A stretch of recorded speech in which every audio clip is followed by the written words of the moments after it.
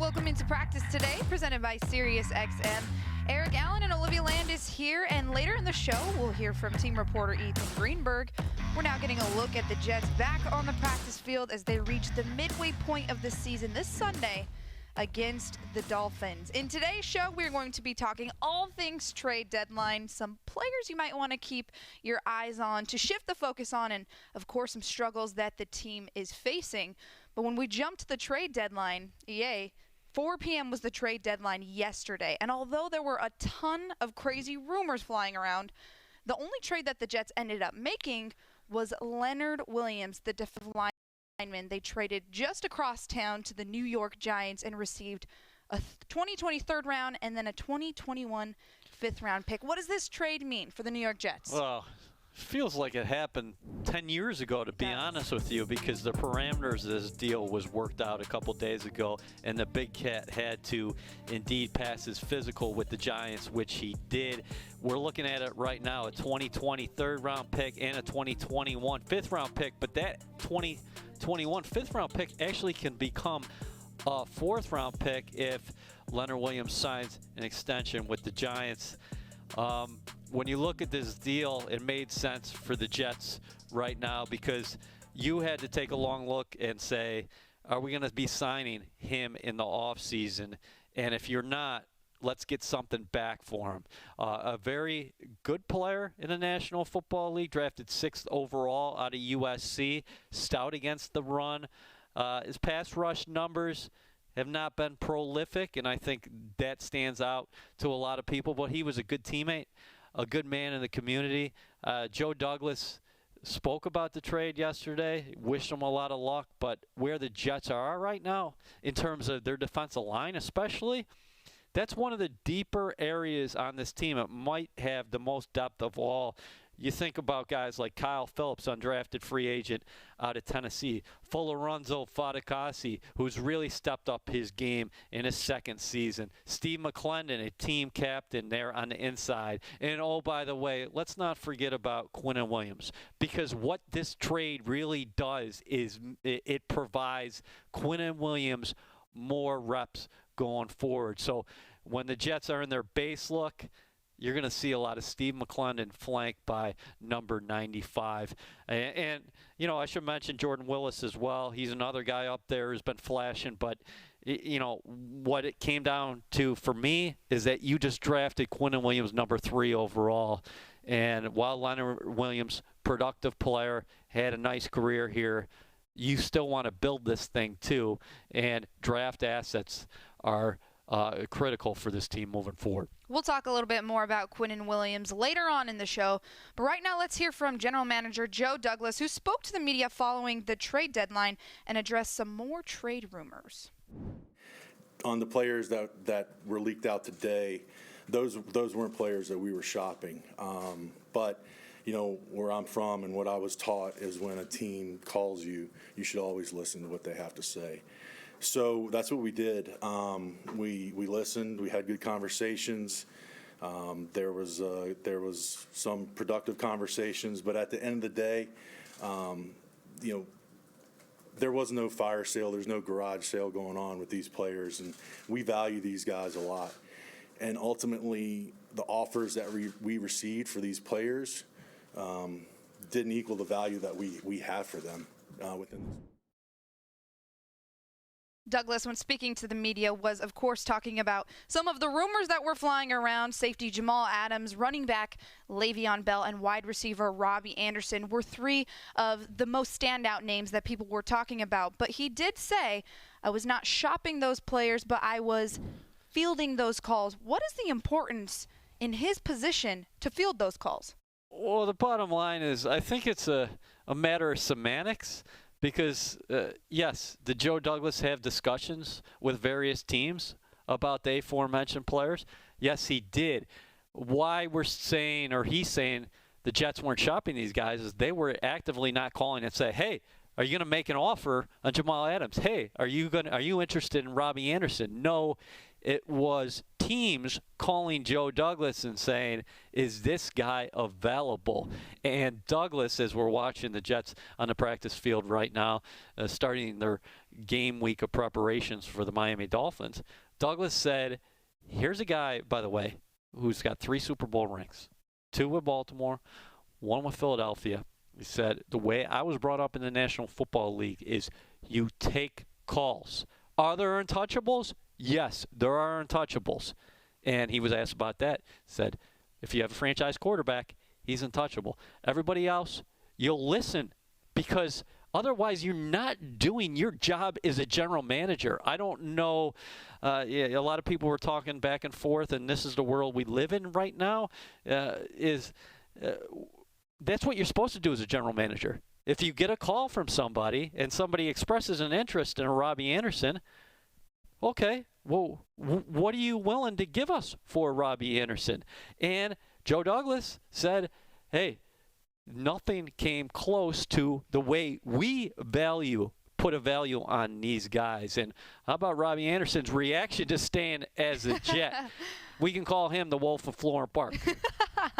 I do, and I think that is an important note for people to know that, like you said, I think the biggest point that Joe Douglas was trying to make is at the end of the day, what teams were attempting to trade us was not what we saw in the value of the player within this organization. How about 26 right there, Le'Veon Bell? He took to social media yesterday, too, and said, this is a process. Be patient with us. It's going to take some time, but he has totally been Mr. Positive. People, I thought he got a bad name in Pittsburgh. What was he going to be after a year away from the National Football League and come to the Jets? Wow, he has displayed tremendous leadership for this team. But bottom line is, Joe Douglas was doing his due diligence. That's what you have to do as a general manager. He took calls. People told him about compensation and can we get these guys in return? And he said, no, because we value these guys at a certain level. If he doesn't do that, Liv, he's not doing his job. So, again, Jets are moving forward. All these guys are on the roster. The only player who departed in free agency was Leonard Williams. We'll see him in a couple of weeks, but the Jets got to get this guy going, Le'Veon Bell, because he has been tremendous so far this season, even if the stats don't indicate it. We mentioned Le'Veon Bell and his leadership. Head coach Adam Gase actually spoke to the media and had more to say on Bell and his impact on the team. Yeah, I mean, that was disappointing last week. You know, I wanted to get him the ball more. It was just, he was just getting, like, nowhere to go. And there was some passing game stuff. We were trying to get him the ball, and the ball just went other places, whether Sam, I know there was a couple times where he was like, I just got to throw it to him there. He's open. And we bypassed him.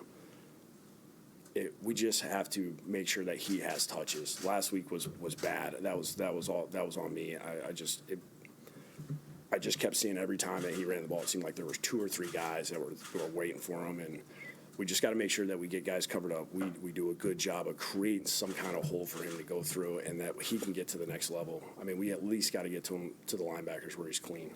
He posted to social media last night a message about patience and how this stuff takes time, and it was a really sort of professional take. Has any of that either surprised you or impressed you from Bell? I mean, that's what he sounds like during a game. About, just even anytime he goes by me, he'll just, hey, stick with it. We're good. The positivity that he has throughout a game is awesome. Like it's never hey, I need this or I want this. It's, hey, call this play that you called earlier. It was open. We just got to protect it, or get to this run because, they're doing this, and this. He sees the game extremely well. It's been very impressive to kind of witness.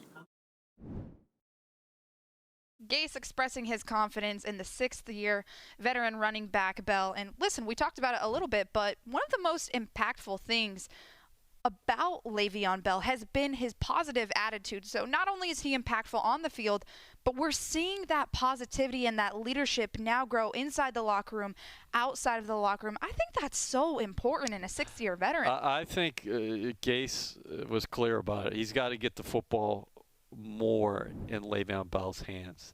He wants to help him out in terms of getting him to a clear path to at least the linebackers. Right now, there hasn't been a lot of holes up front for various reasons, but Bell had just 12 touches against the Jacksonville Jaguars. That number is going to increase this week against the Miami Dolphins. We're watching him catch passes out of the backfield. He had 3 catches against Jacksonville. He can do damage that way as well. I would anticipate a heavy workload for 26 this weekend. Moving on from Bell and the trade deadline, the Jets have very obviously been going through some struggles. One player in particular that has been struggling the past 2 games is quarterback Sam Darnold. In the past 2 contests, the 22-year-old has 7 interceptions. He has been sacked 9 times. How does he pull out of this rut? Yeah, 7 turnovers, like you mentioned, the 7 interceptions, 8 turnovers in all. We're watching him, and he's got that left thumb heavily taped. Adam Gase characterized that as a splint, but it's just heavy tape, and he's probably going to be playing with that for most of the duration of the season, or at least for the foreseeable future. Darnold said this is a pain tolerance thing, but in terms of the takeaways, you do want to change that trend. You want to make sure that, okay, we start getting them going in a positive direction, and that starts up front. Jets have to do a better job protecting him, but also Sam Darnold at times has to take the sack or throw the ball out of bounds, live to fight another day. I think at times he is so athletic, and he is such a natural ball player in terms of his instincts. Is he tries to do too much at times, and the Jets have fallen behind, so sometimes it's passing the ball down the field instead of taking your check down. At times it's just, okay, I just escaped pressure. I'm going to try to force it one in here because I have confidence in my arm strength. He's got to square up too. He's got to have the proper alignment and ball placement, but the guys around him have to help him. And I think Adam Gase and Joe Douglas have been clear about it.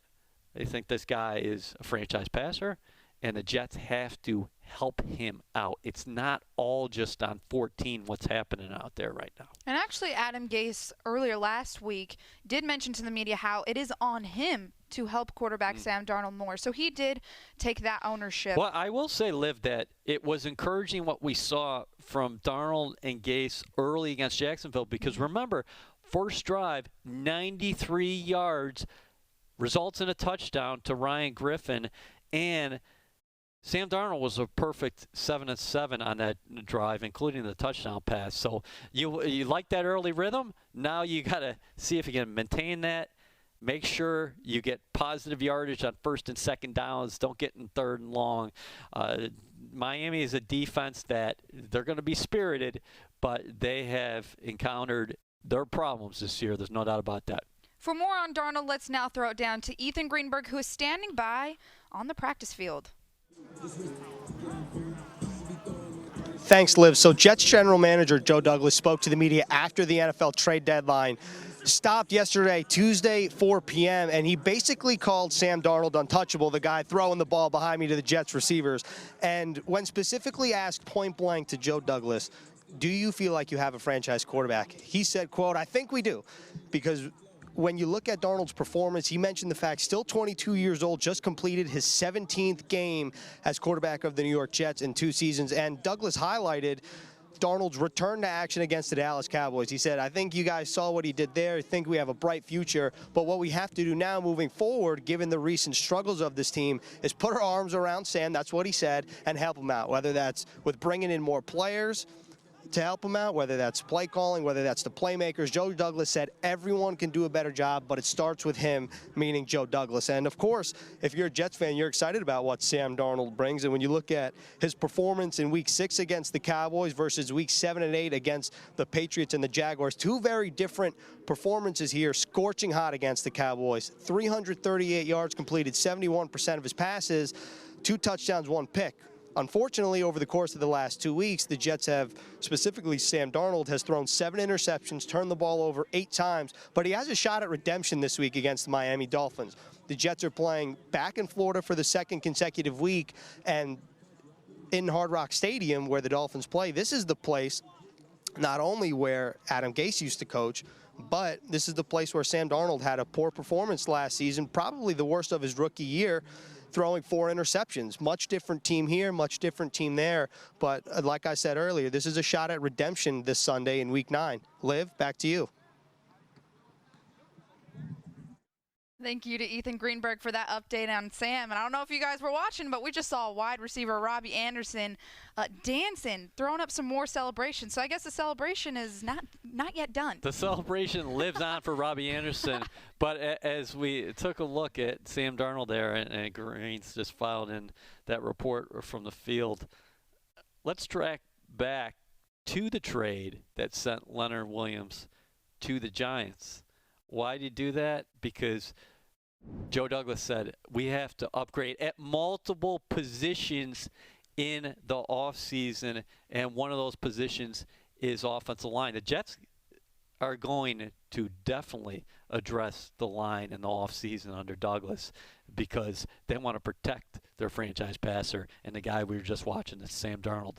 But now we've moved over to the defensive line. Yeah, switching gears, when we look at some of the young talent we were talking about, quarterback Sam Darnold, Quinnen Williams, he was chosen 3rd overall by the Jets in the 2019 draft.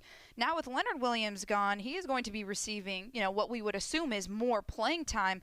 How can he make the most out of this opportunity and make a larger impact? Such is life in the National Football League. And you talked to Quinnen. I'm sure he was slightly down after hearing that Leonard Williams was traded across the town because they developed a relationship. But the NFL is a business, and Quinnen Williams was drafted to be out there on the football field and make a big-time difference out there. And these are the guys who have to step up now with Leonard Williams with the Giants.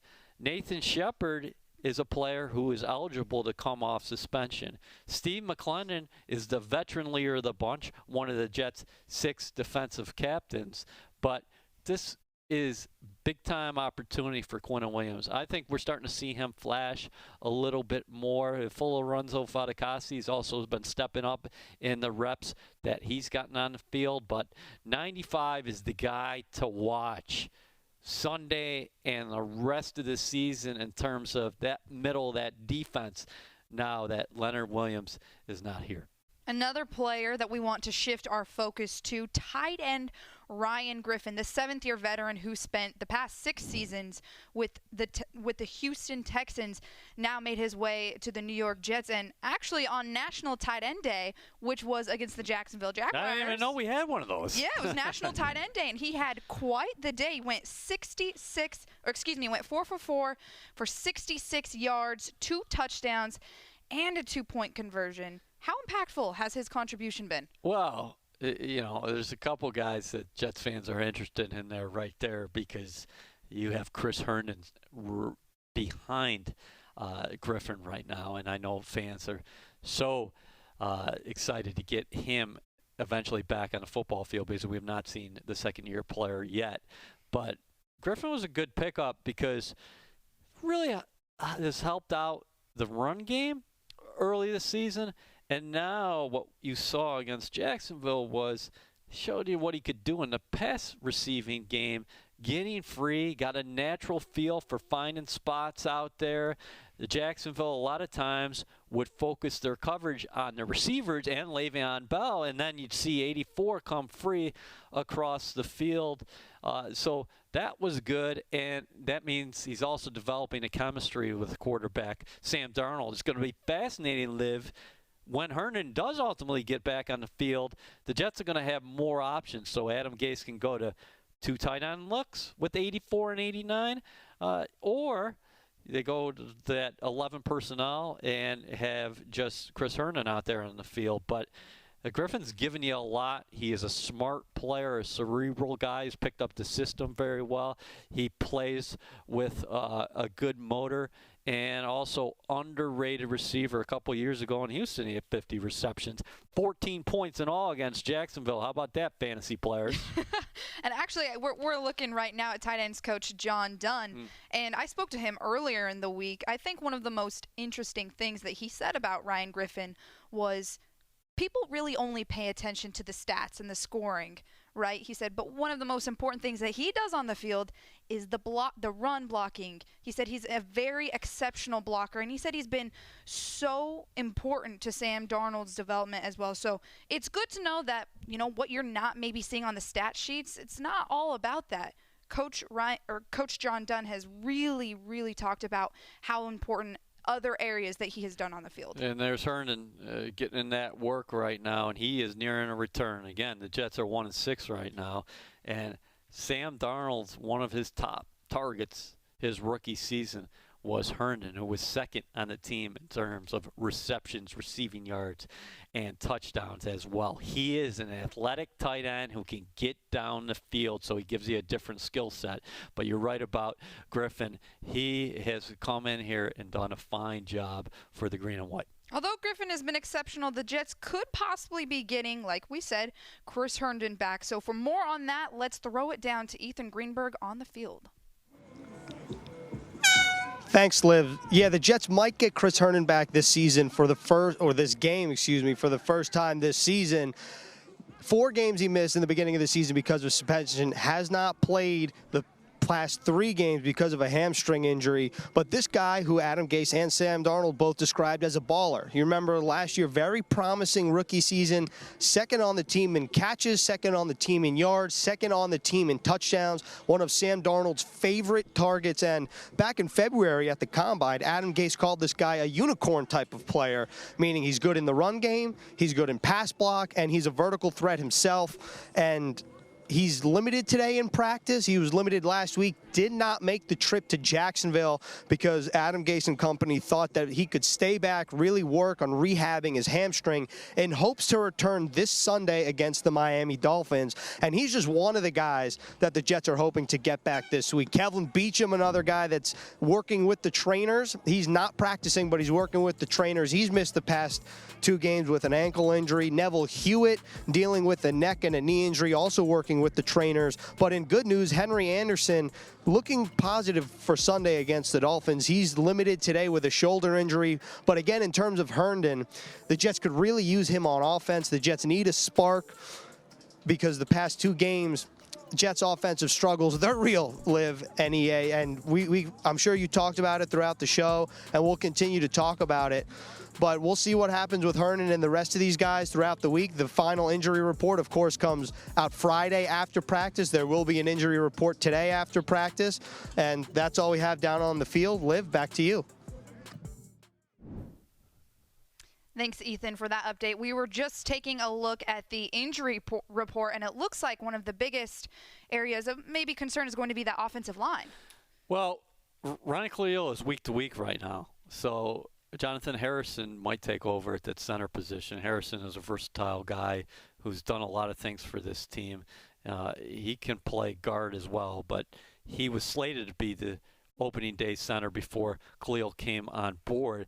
The other guy to keep a watch on this week, I think, is left tackle Kelvin Beachum, because rookie Chuma Edoga has been starting at left tackle. So if Beach comes back and he's your left tackle, what happens at right? Is it Edoga?